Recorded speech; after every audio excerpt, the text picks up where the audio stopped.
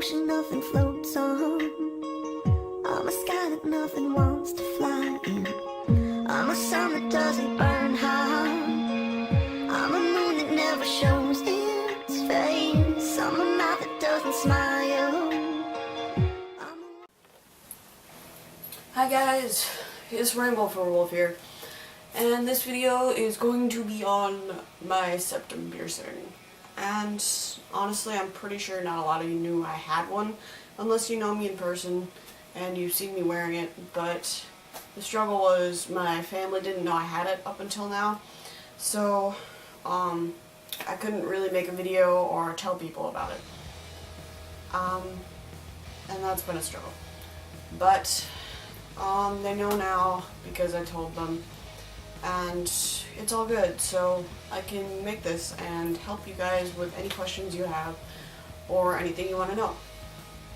And I guess this is going to be kind of a frequently asked questions slash experience slash pain scale rating type thing. You know, I'll probably just, I honestly don't know how to start this, so I'll just say, pain scale rating wise, it was probably an 8 out of 10.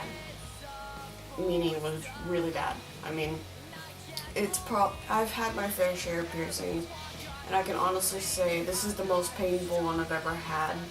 And I mean, both maintaining it and getting it, that it was hell. I mean, literally, it was the most painful thing I think I've ever done.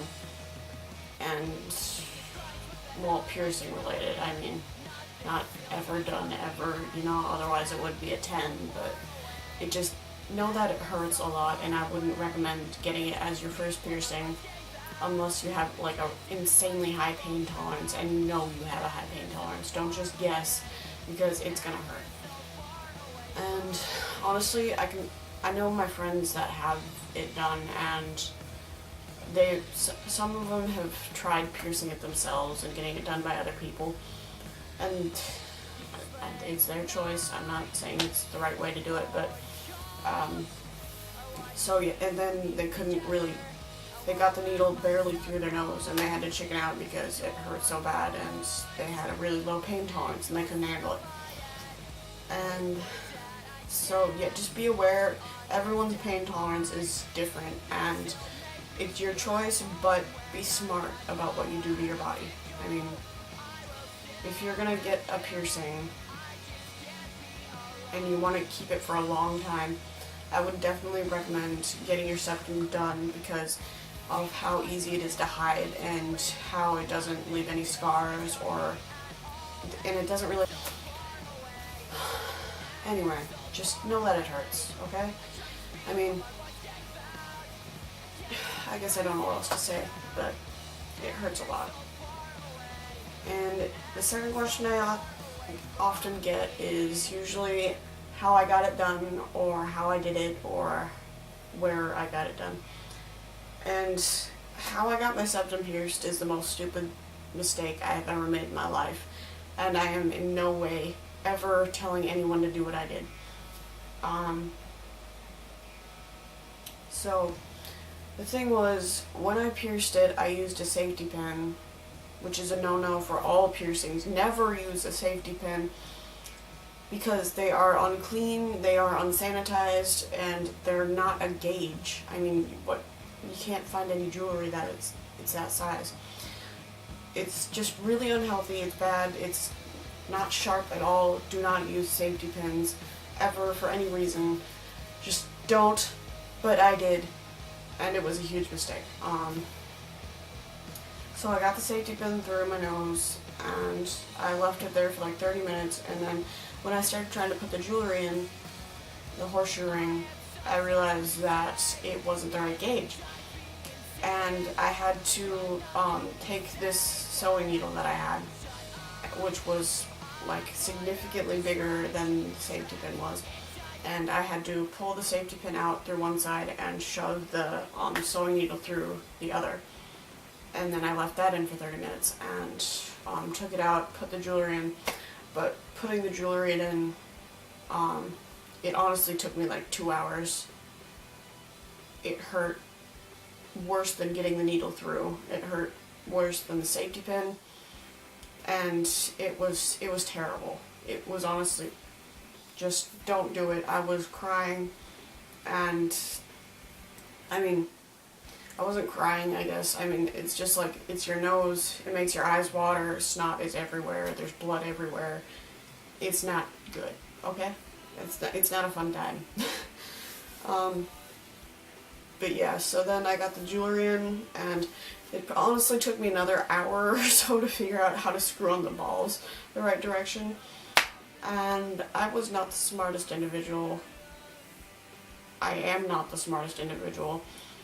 And so, yeah, it honestly took me about 5 hours in total to get it done. God, I am an idiot. But just, it took me forever, and then I cleaned it out like 3 or 4 times a day, every day for like 2 to 3 weeks. I mean, I did everything I possibly could to make sure it wouldn't get infected, and it didn't, because I cleaned it out so often, and I did try my best to take good care of it. And even despite me having to like flip it up to hide it for like the majority of the time, but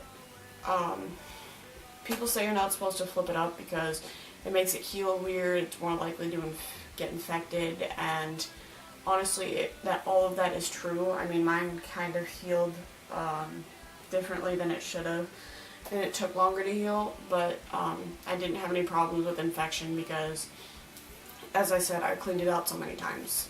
And yeah, changing the jewelry for the second time, which was 2 months later, that was really painful. It was not as bad as getting it done originally, but again, it really hurt. So I'd say if you're trying to change your jewelry for the first time, just wait at least 3 months to build up enough scar tissue, especially if you're flipping it up and down all the time. It's not a fun time. And yeah. Another thing, if you're getting it done and you intend on flipping it up right away, make sure that the jewelry you get is small enough that you can flip it up. And it also helps if the jewelry is black, or like mine is right now, like a dark blue, because it's harder to see. You honestly can't really see it much at all, but if someone is looking directly up your nose and the jewelry is black, they're not going to see it. Even if they're like standing below you and looking up, they wouldn't be able to see it. So I'd go with getting black jewelry to start out with if you're intending on hiding it. Where else was I going? And so, oh yeah, the size of the jewelry, make sure it's really small. I mean, I didn't realize that there were different lengths for different horseshoe rings until I got some bigger ones, and I intended on flipping them up, but they were too big to flip up, so I had to use the smaller one and use the balls from the new ones. So yeah, I did that. And I've had it for like, after the first 3 months or so, you really don't need to clean it out that often. You don't need to change the jewelry that often if you don't want to. Because it's basically pretty much as healed as it's gonna get.